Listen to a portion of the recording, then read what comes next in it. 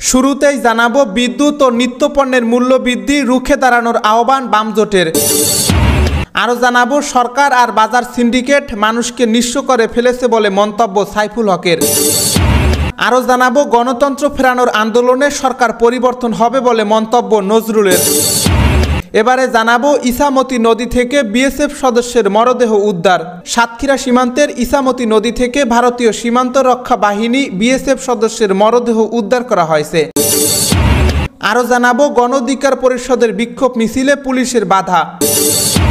সর্বশেষ জানাবো কারামুক্ত হলেন বিএনপি নেতা শরীফুল আলম। প্রিয় দর্শক, এতক্ষণ শুনছিলেন সংবাদ শিরোনাম, এবার বিস্তারিত। তবে তার আগে আপনি যদি এই চ্যানেলে নতুন হয়ে থাকেন, ভিডিওটি দেখতে দেখতে চ্যানেলটি সাবস্ক্রাইব করে আমাদের সঙ্গেই থাকুন।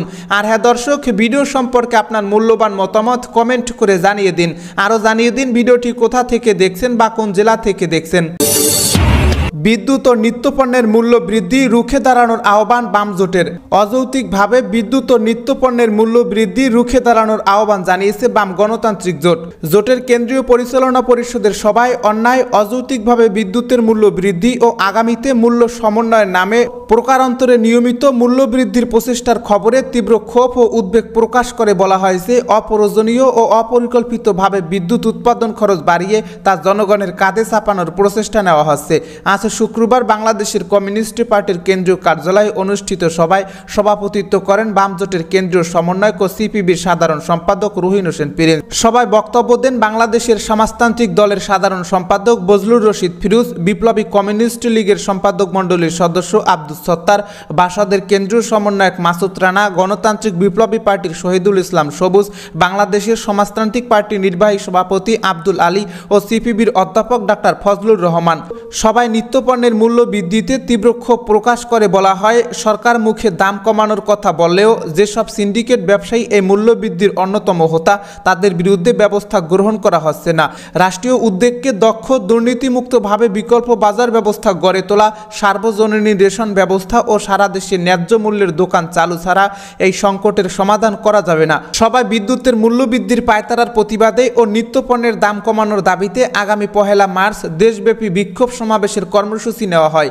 এছাড়া এ সময় জেলা সফর অব্যাহত রাখতে পরিকল্পনা গ্রহণ করা হয়। সবাই জাহাঙ্গীরনগর বিশ্ববিদ্যালয়ের 2 জন ছাত্রনেতাকে বহিষ্কারের খবরে তীব্র ক্ষোভ ও উদ্বেগ প্রকাশ করা হয় বলে জানা যায়। সরকার ও প্রশাসন চলমান ধর্ষণ বিরোধী আন্দোলনকে ভিন্ন খাতে প্রভাবিত করার জন্য নানা ধরনের অপকৌশল নিচ্ছে।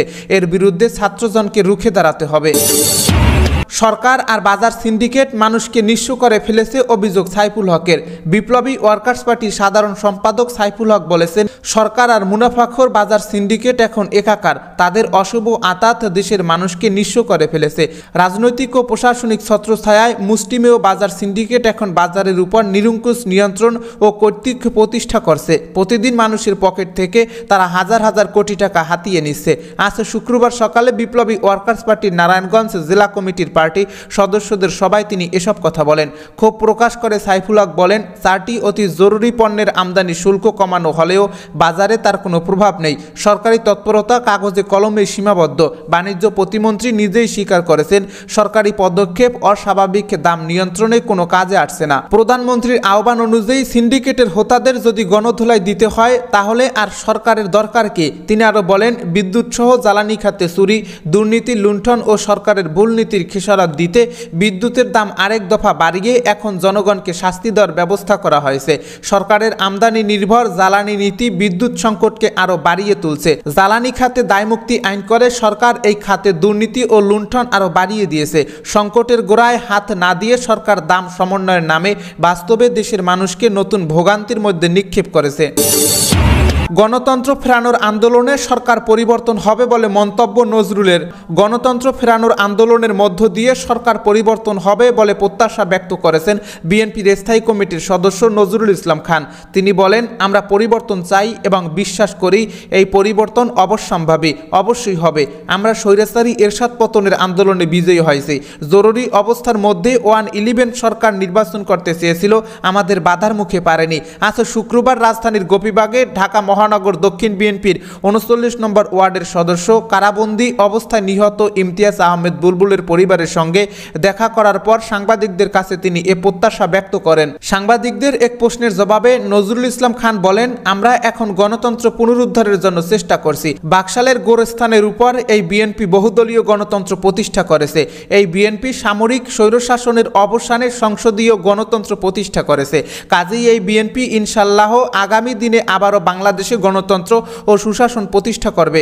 সরকার পরিবর্তনের এক দফার যুগপৎ আন্দোলন সম্পর্কিত এক প্রশ্নের জবাবে তিনি বলেন, আমরা যুগপৎ আন্দোলন করছি, সেই যুগপৎ আন্দোলন এখনো চলছে। ক্ষমতাসীনরা আমাদেরকে অভিযুক্ত করে বিএনপি আন্দোলনে আর পারছে না, তারা 21 বছর পর ক্ষমতা এসেছে, তাদের কি কোমর ভাঙা ছিল না সোজা ছিল?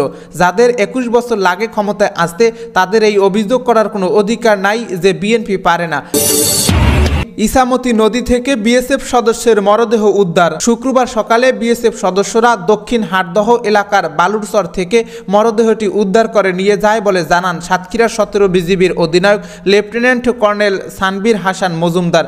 নিহত বিএসএফ সদস্যের নাম রিয়াজুল ইসলাম। বিজিবি অধিনায়ক বলেন, এক মাঝি ও বিএসএফের 2 সদস্য রাতে ইছামতি নদীতে ট্রলারে করে টহল দিচ্ছিলেন। ঝড়ের কবলে পরে ট্রলারটি ডুবে যায়। রাতেই মাঝি সহ 2 জনকে উদ্ধার করে বিএসএফ। পরে রিয়াজুলকে না পেয়ে তারা বিজিবিকে জানায়। সকালে ইছামতি নদীর সীমান্তের ভারতীয় পাশের স্তর থেকে নিখোঁজ সদস্যের মরদেহ পরে থাকতে দেখে বিএসএফ উদ্ধার করে নিয়ে যান। গণ অধিকার পরিষদের বিক্ষোভ মিছিলে পুলিশের বাধা। রাজধানীর ঢাকায় ভারতীয় পণ্য বয়কটের ডাকে গণ অধিকার পরিষদ বিক্ষোভ মিছিল করছে। শুক্রবারের এ কর্মসূচিতে গণ অধিকার পরিষদের অসংখ্য নেতাকর্মী অংশ নেন।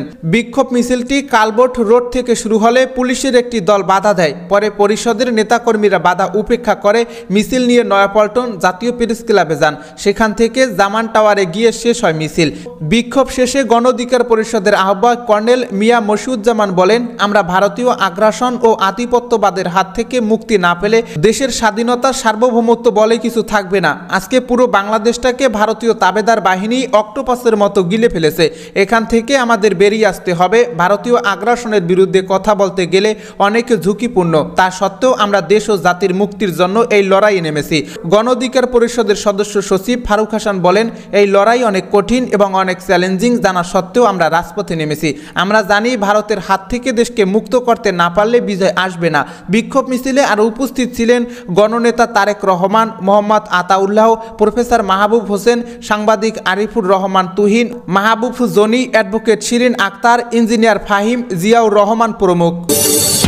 কারামুক্ত হলেন বিএনপির নেতা শরীফুল আলম।